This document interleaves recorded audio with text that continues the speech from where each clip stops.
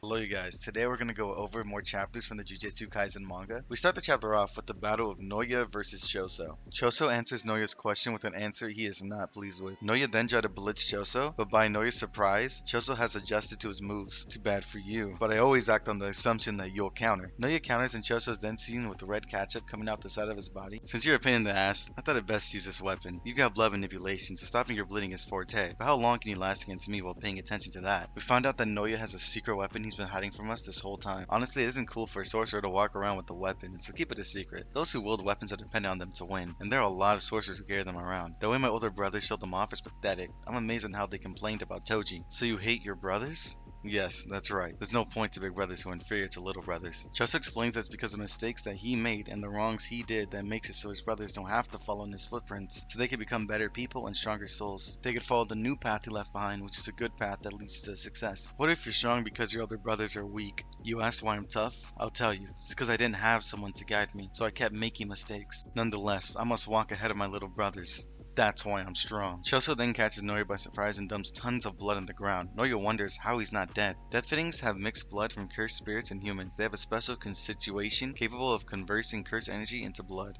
As long as they have cursed energy, they won't die of blood loss. Choso uses the mass amount of blood to hide and relocate, hoping to catch Noya off guard. Noya insults Choso's attack, calling it slow. Choso must be getting sloppy. That's when out of nowhere, Choso's plan works, and he catches Noya off guard, attempting a strike with piercing blood. Noya knows he can't let the blood touch him, or he'll be a hell of a time moving around. Choso hits Noya with a kick and gets some blood in his clothes, which Choso can control to make his legs feel heavy. You know what's coming next, checkmate. Noya then asks him if he's sure it's really over. His technique can get him out of any situation. Noya charges at Choso in hopes of taking him out before he can launch his piercing blood. This move was a Choso original. Isn't he releasing his attack? Born of Choso honing his cursed technique for 150 years. That's when Choso uses his special move Supernova and hits Noya directly. The fight between Noya and Choso is over.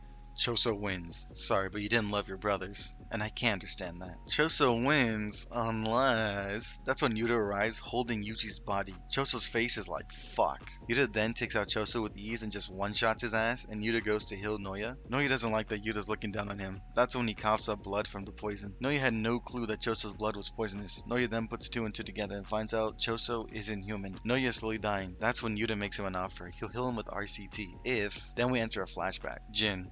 Yes, father? If it's about her, I'm leaving. Jin, you can live your life however you like. If you give up on that woman, you'll die. Don't talk about such things in front of Yuji. They say babies remember more than we think. I know you wanted a child and that didn't happen with Koriki, but her death was... Father-in-law? What are you talking about? We come back to a present where Yuji is waking up with the what the fuck look on his face, and Yuta was sitting right next to him. What a relief. We get another flashback where Gojo is asking Yuta to watch after the first and second years, stating that Hakari should be fine. But Gojo wants Yuta to keep an eye on Yuji the most, because he was the one up for execution. Yuta explains to Yuji that he elected to be the executioner so he can keep him safe, but they're not dumb, so he can't just say he killed him. So he made a binding vow with them. Then Yuji asks how he's still alive, but Yuta looks very intensely at Yuji and says, reverse curse technique. Not many people know he can do that. For a time, they'll officially consider your death sentence complete. Why? Are you doing this? Because you're important to people who are important to me. I too once was born with the power I couldn't handle. I thought it had been forced on me, but I had invited it upon myself. You aren't to blame. You understand. It isn't about whether it's my fault, but Itadori. Fisher girl?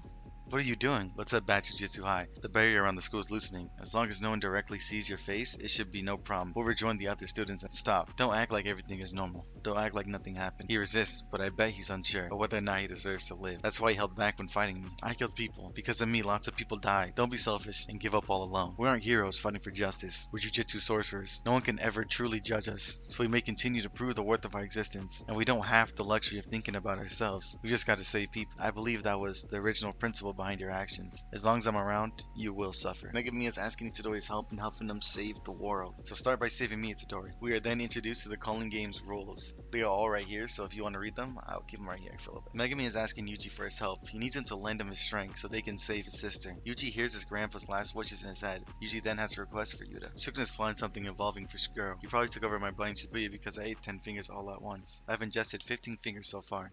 Even if I ate all remaining 5 in one go, I doubt I'd be able to take over, but if I ever switch to Sukuna again, don't hesitate to kill me. I think you could do that. Understood. I'll do what I can. Yuji then asks Megumi what they need to do next. Megumi tells his plans to Yuji and Yuta. They need to meet with Tengen and find a way to release the Seal and Gojo. Then they must find out what Kenjaku's plans are. Megumi then explains to Yuji that they can't get the information they need from Yuki because she doesn't know herself, being the one that told Megumi about this plan in the first place. It is also going to be very hard to get to Tengen in the first place because there are thousands of doors leading to him, and it's near impossible to locate the right door. In the midst of saying this, Yuji then interrupts Megumi. What happened to Nobara? Oh, I get it. Megumi's hopes aren't looking high on the survival of their classmate and friend, so Yuji is frustrated knowing his friend is in so much trauma or possibly dead. That's when Choso comes out of the shadows explaining to them that Mahito once stole Sukuna's fingers and the death paintings from Tengen's place too, and they can do the same thing. And then out of seemingly nowhere, we're introduced to a character that we all thought was unalive, and that character is Maki Zenin. Yuta comes in the room and sees Maki and he's really happy to see her. Yuki then explains that even reverse curse technique leaves scars like burn marks. Yuki compliments Maki's burn marks because they do look badass. Her physical body saved her from being a goner. The heavenly restriction is a beautiful thing. And if you guys like the video up to this point, make sure to like and subscribe, or else Sukuna will catch you in domain expansion and eat your ass. Choso tells everyone that his cursed technique will help them find Tengen's place, due to the fact that the cursed tombs remains lay in the same place as Tengen. Even if they are just remains, they should still hold some guidance. Maki's like, yeah, that's cool and all, but who is this guy? And Yuji's response was like, yeah, that's my brother. Choso is so happy and in shock to hear that. Choso has no doubt that beyond these doors lays his resting brothers. They open the door and they're left with a surprise. There's just a lot of trees. Choso then tells the team that they need to keep going until they reach the elevator. We then see Choso telling his brothers that he'll be back for them. Just wait a little longer. We go down the elevator and we see bloodstains, which are from a fight you guys should remember between Toji and Geto, where Toji took the life of Riko. It was 11 years ago now that I think about it. That's when everything began to get distorted. Everyone is confused on what Yuki is talking about. Then they enter a room that is just pure white. Everybody's confused on why there's nothing here. That's when Yuki explains that it's rejecting them. Tengen doesn't interfere with this world, but I thought contact was possible now that the Six Eyes are sealed. Was I too optimistic? Yuta then directs the group to leave, stating that they don't have much time. That's when the group hears a strange voice. Leaving so soon? It's a pleasure to meet you. That's when we see Tengen appear. What does he want? What are his plans? Is he a threat? Find out in the next video. Watch this video if you want to see what happens before this.